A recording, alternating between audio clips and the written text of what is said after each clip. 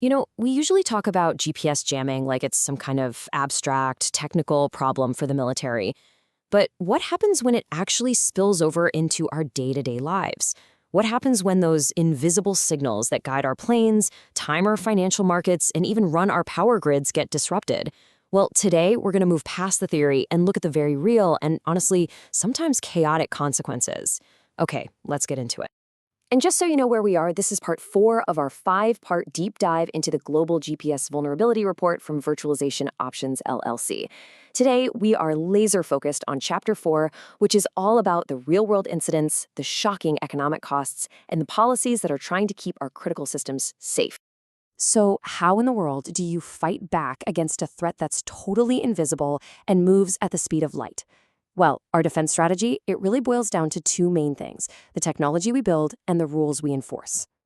On one hand, you have these super smart engineers creating incredible antennas and receivers that can basically shrug off jamming attempts or switch to other signals when GPS is shaky.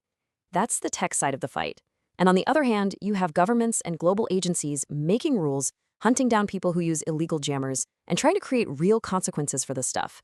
It is a constant game of cat and mouse, for sure. Okay, so that's the playbook. But what happens when those defenses get a real-world test? Let's shift from the strategy to the street, so to speak, and look at 2 totally different incidents that really show just how fragile our reliance on GPS actually is. So let's talk about Denver back in January of 2022. This is a crazy story. It all starts at hour 0 with some piece of equipment, totally unauthorized but accidental, that immediately starts messing with aircraft navigation.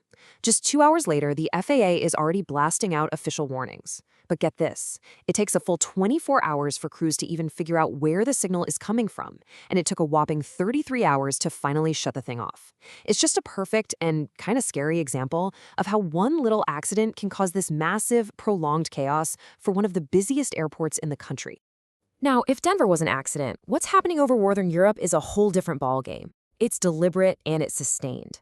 The source material directly links this ongoing GPS interference to Russian military exercises. We're not talking about a brief outage here. This is a chronic problem. It's gotten so bad that commercial flights have had to abort landings, ships have had navigation errors at sea, and it's even messed with local cell phone service. This is a clear-cut case of GPS disruption being used as a geopolitical weapon. And when stuff like this happens, who's the cop on the beat here in the United States? Well, that's the Federal Communications Commission, the FCC.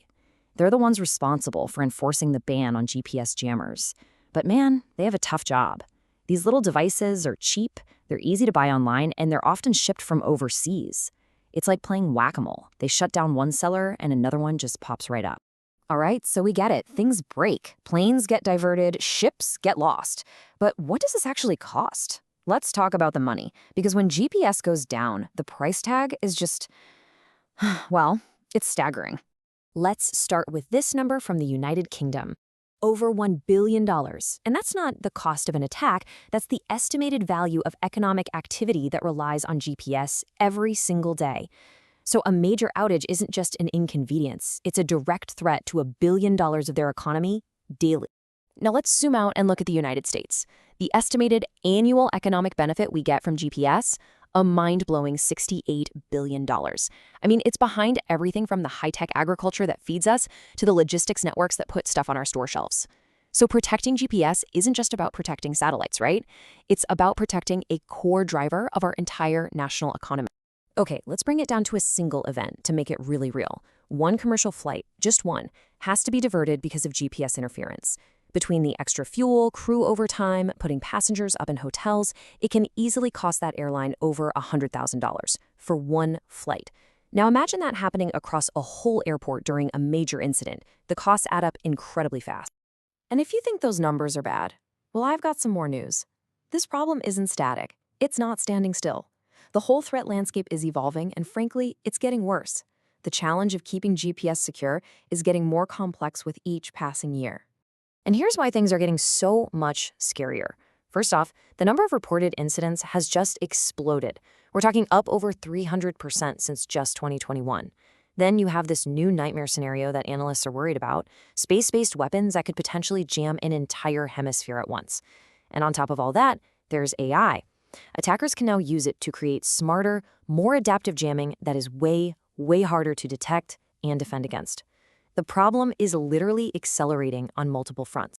So this all leaves us with a really fundamental question, doesn't it? GPS has enabled so much of our modern world, from global shipping to the phone in your pocket. It's an unbelievable strength. But as we weave it deeper and deeper into every part of our critical infrastructure, have we accidentally created a single point of failure? Is our greatest strength slowly becoming our biggest vulnerability? It's something to think about as we get ready for the final part of this series.